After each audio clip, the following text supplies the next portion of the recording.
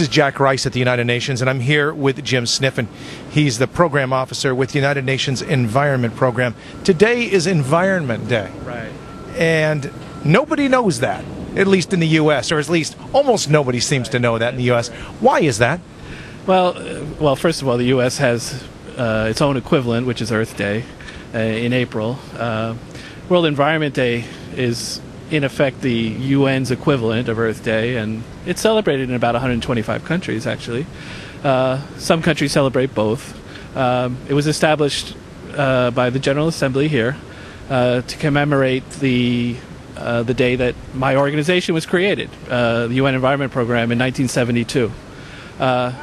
In the early 70s, of course, Earth Day was only about 2 years old at the time, so nobody knew it would resonate for the next 35 years or whatever it is.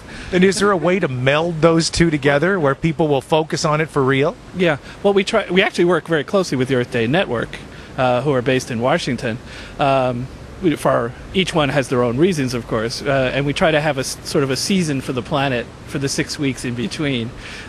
So we promote. Wait a second. Yeah. So we have Earth season. Does that mean the other? I guess that would be the other 46 weeks I can go crazy. Is that what this is about? What was that? What was that? Sorry. Actually, within the organization, of course, every day is World Environment Day. But Where's my SUV? Where's Arnold? But we try to focus. The days are actually a bit different. Earth Day is much more bottom-up, grassroots type of a thing. Even though you'll have a massive, things on the mall in Washington on occasion. Whereas World Environment Day is a bit more official. It's governmental.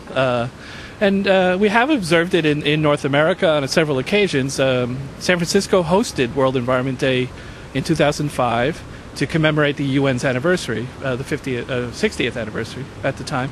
And right now, as we speak, Chicago is hosting at the Botanical Gardens, the North American equivalent or a version of it.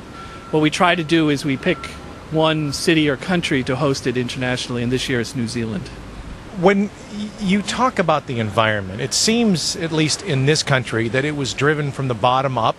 It doesn't feel like it was driven from the top down, that the government said, this is what we need to do. Is that typical worldwide? Not necessarily, and even historically in the United States, it has also been sort of facilitated on occasion from the top down. The creation of the EPA in the 70s.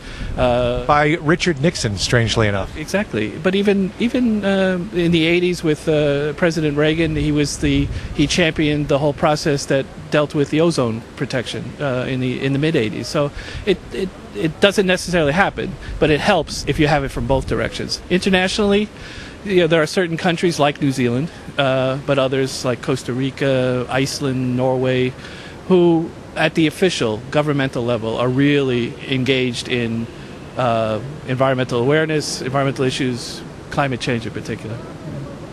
You mentioned climate change. It seems when I talk to officials around the world, they will talk about the need to address this, the need to deal with this calamity that is coming. When I talk to officials in this country, we seem to debate it. Those who say it exists, those who say it doesn't.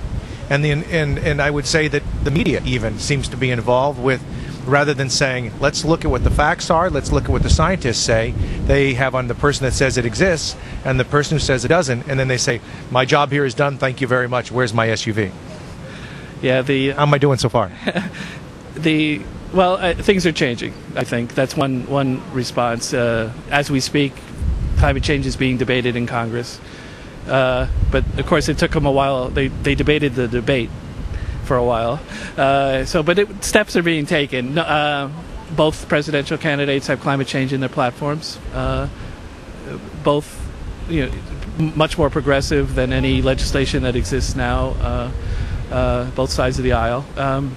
But it's taken a while, certainly, and the whole notion of balanced coverage is something that's maybe U.S. specific on this topic. But there's been so much momentum in the last 2 years, not least of which because of Al Gore's movie, but many other things, particularly the Intergovernmental Panel on Climate Change, which we created, by the way, the UN's Environment Program. their report that came out early last year was so much more definitive on the science that it was almost impossible for some of the deniers to use the lack of clarity on the science as an argument to do nothing. Do you see a shift then? I mean, after that report, and I think after there's been more pressure from around the world, in the U.S. and worldwide, to actually implement policies beyond Kyoto, or even at least reconsider, readdress the issue? Well, I think the United States right now, as we speak, is engaged in the negotiations to what follows Kyoto. There's a meeting going on in Germany right now for the next 2 weeks at a very expert level, trying to come up with the strategy that will replace or follow on Kyoto. And Kyoto may expire. One of the provisions of Kyoto is that it's sort of like the first step, that it sort of ends December 31st, 2012. And the whole negotiating process, as we found with Kyoto, takes a long time. So we need to start getting everybody on board with the next strategy. And by everybody, I mean everybody. It's pretty clear you're going to need all 192 countries as part so if the U.S., if the Chinese are not involved, if the Indians are not involved, then what's the point? Well, I think all three countries realize the urgency of the problem, as do every other country, particularly the countries that are going to be most affected by it, which ironically, of course, are the countries least responsible for the problem. Sub-Saharan Africa, small island states, delta countries like Bangladesh. There's a lot of different pressure points coming on the big countries, the big emitters. But it doesn't mean everybody's going to be the same obligations in the end. But it means everybody will have some obligations, I think. And that's hopefully what will emerge. The target date is the end of 2009 in Copenhagen. Thank you, Jim. Okay, thanks. Again, Jim Sniffen. This is Environment Day, so I guess seems like the appropriate guy to talk to right here at the United Nations. This is Jack Rice.